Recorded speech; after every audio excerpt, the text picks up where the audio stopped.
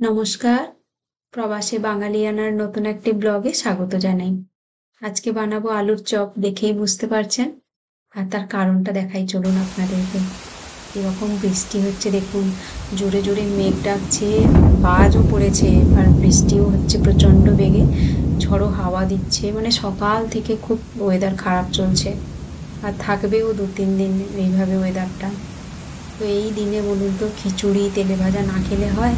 তাই দুপুরে আজকে বানিয়েছিলাম খিচুড়ি। তার ভিডিও যদিও করিনি, কিন্তু বিকেলে একটু আলুর চপ বানাবো ভেবেছি। কারণ এরকম ওয়েদারে একটু তেলে ভাজা না খেলে ঠিক পোষায় না বাঙালিদের, বলুন।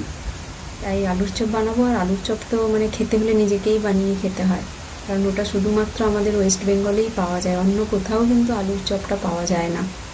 তাই নিজেকেই বানাতে হবে, সেই প্রিপারেশানই করব।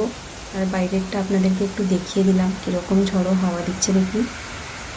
চলুন এবারে ভেতরে যাই আর আপনাদেরকে দেখাই। প্রথমে ভাজা মশলাটা তৈরি করে নিই, খেতে খুব ভালো লাগবে। প্রথমে একটু লঙ্কা দিয়েছি, লঙ্কাটা একটু ভাজা ভাজা হলে বাকি মশলাগুলো দেবো। আর এদিকে আমি আলুটা সেদ্ধ বসিয়ে দিয়েছি কুকারে, 2টো আলু দিয়েছি। লঙ্কাটা একটু ভাজা ভাজা হয়ে গেলেই আমি দিয়ে দেবো ধনে। লঙ্কাটা একটু ভাজতে টাইম লাগে, আর ধনেটাও টাইম লাগে। ধনেটা একটু পরে দিয়েছি, তারপরে একটু জিরে দেবো, কারণ জিরেটা তাড়াতাড়ি হয়ে যায়। দিয়ে দিলাম একটুখানি জিরে। এবারে একটু নাড়াচাড়া করেই আমি নিয়ে নেবো, বেশি সময় ভাজতে হবে না। এই সুন্দর একটা গন্ধ উঠে গেছে, ভাজা হয়ে গেছে। নিয়ে নিয়েছি খলনোড়াতে, এটা ঠান্ডা হোক, তারপরে গুঁড়ো করব। ততক্ষণে আমি বেসনটা মাখিয়ে নেব। নিয়ে নিয়েছি পরিমাণ মতো বেসন, তার মধ্যে একটু নুন আর একটু হলুদ দিয়ে দিলাম। দিয়ে ভালো করে মিক্স করে নিচ্ছি শুকনোগুলো। একটু সময় বেসনটা মাখানো থাকলে না বেশ ভালো হয়, মানে রেস্ট পেলে ভালো হয়। এবারে আমি একটু একটু জল দিয়ে ভালো করে বেসনটা মেখে নেব। একসঙ্গে জলটা ঢেলে দিলে আসলে ওই লাম্পস হয়ে যায়, তাতে মাখাতে অসুবিধেই হয়। তো একটু একটু জল দিয়ে যে দেখুন সুন্দর ব্যাটারটা আমি রেডি করে নিয়েছি। এর মধ্যে এখন একটু তেল দিয়ে দেবো, ওই 1 চামচ মতো তেল দিলাম। গরম তেলও দিতে পারেন, কিন্তু ভালো হয়, মুচমুচে হয় একবারে। তবে আমার এখন তেলটা গরম করা হয়নি, তাই আমি এমনি ঠান্ডা তেলই দিয়ে দিলাম। এখন এইভাবে ব্যাটারটা রেডি করে রাখছি, পরে যদি দরকার হয় তখন জলটা দেব, কারণ নুন দিলেও একটু ঢিলা হয়। তাই আমি এখন এরকমই রাখলাম।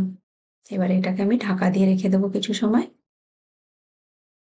এবারে আমি মশলাটাও গুঁড়ো করে নেব। আলুটা আমার সেদ্ধ হয়ে গেছে, আলুটা একটু ঠান্ডা হোক। আলুটা আমি আর মাখাবো না, একেবারে কড়াইতে নেড়ে নেব। একটুখানি তেল দিয়ে দিলাম, দেখলেন মশলাটা গুঁড়ো হয়ে গেছে।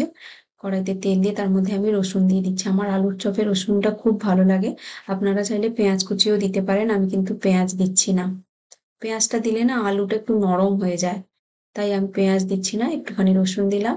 এবার এই আলুগুলো দিয়ে দিচ্ছি এর মধ্যে, এই হাতেই মানে ম্যাশ করে দিচ্ছি।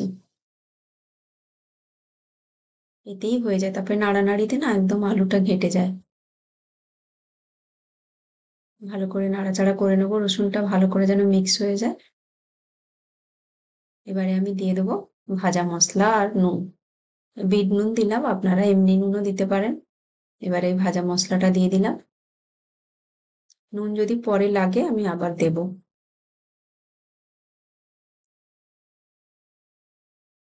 ভালো করে মিক্স করে নেব। এই মশলাটা এত ভালো লাগে না, ভাজা ভাজা গন্ধটা দারুণ লাগে, ধনে জিরে আর লঙ্কার। নুনটা একটু কম লাগলো, এবারে আমি এমনি রেগুলার নুনটা দিলাম আর একটু হলুদ দিলাম।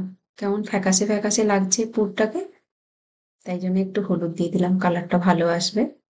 লঙ্কাটার এত কালার হলো না, ছোট ছোট লঙ্কাগুলো তো, লঙ্কাতেই কালার হয়ে যাওয়া উচিত ছিল, বাট হয়নি দেখে আমি একটু হলুদ দিয়ে দিয়েছি। দেখুন এবারে দেখতে ভালো লাগছে। পুরটা আমার রেডি হয়ে গেছে।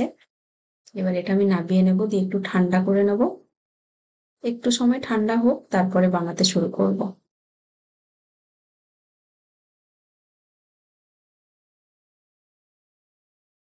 ঠান্ডা হয়ে গেছে, এবারে এবারে আমি ওই মানে চপের জন্য আলুটা রেডি করে নেব, চপের সাইজে আর কি।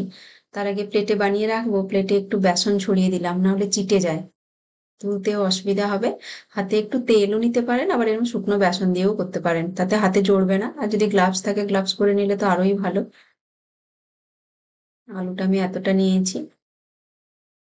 আমি খুব বেশি পাতলা করব না, কারণ ওই তুলতে অসুবিধে হয়, ভেঙেও যায় বেসনের মধ্যে, তাই একটু মোটা রাখছি। খুব ঝাল হয়েছে, কিন্তু ওই 3টে লঙ্কাতে খুব ঝাল হয়ে গেছে পুরটা, আমি টেস্ট করে দেখেছিলাম। এইভাবে বানিয়ে নেব। 4টা বানানো হয়ে গেছে, এবারে ভাজতে শুরু করব। কারণ ভাজতে ভাজতে আবার বাকিগুলো আমি বানিয়ে নেব। এবারে বেসনের মধ্যে আমি দিয়ে দিলাম একটুখানি সোডা, 1 চিমটি দিয়েছি দেখলেন। আমাকে ব্যাটারটা একটু টাইট লাগছে, এই একটুখানি জল দেব। বেশি মোটা হয়ে গেলেও খেতে ভাল লাগবে না, আর পাতলা হয়ে গেলে তো ভালোই লাগবে না। তো মানে একটা ট্রিক ভাজলে ভালো বোঝা যায় যে কতটা ব্যাটারে জল দিতে হবে, নাকি বা মোটা হয়ে যাচ্ছে না পাতলা হয়ে যাচ্ছে, বোঝাই যায়। আমি কিন্তু কয়েকটা ভেজে নিয়েছি, আমি ভিডিও করতে ভুলে গেছিলাম, মানে পজ করা থেকে গেছে, অনই করিনি, তাই কয়েকটা আমার ভাজা হয়েই গেছে। এইভাবে ভাজছি। প্রথমে আলুটা দিয়ে দিয়েছি বেসনে, তারপরে ওর উপর থেকে বেসন দিয়ে দেখলেন কেমন ভাবে করে দিলাম, উপর থেকে দিয়ে দিলাম। না হলে না, আলুটা তুলে এদিক ওদিক করতে গেলে আলুটা ভেঙে যায়। জাস্ট আলুটা ফেলে ওর উপর থেকে হাত দিয়েই বেসনটা দিয়ে আস্তে করে তুলে নিলেই কিন্তু আর ভাঙে না। কি সুন্দর ফুলেছে দেখুন, সব ফুলে যাবে। আমার বেসনটা একটু মোটা হয়ে গেছিল, তারপরে আমি আবার একটু জল মিক্স করেছি, সেটাও আপনাদের দেখানো হয়নি।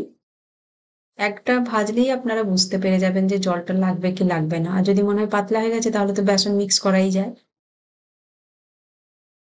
এইভাবে দুদিকটা একদম সুন্দর করে লাল লাল করে একটু টাইম দিয়ে ভাজলে একটু ক্রিস্পিও হবে।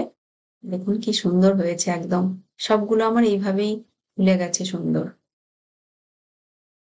এই দেখুন আমার ভাজা হয়ে গেছে।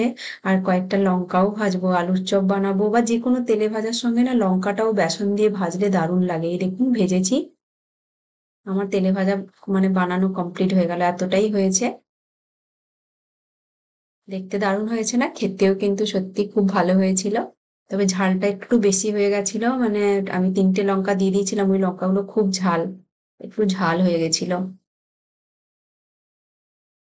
দারুণ হয়েছিল খেতে না হলে।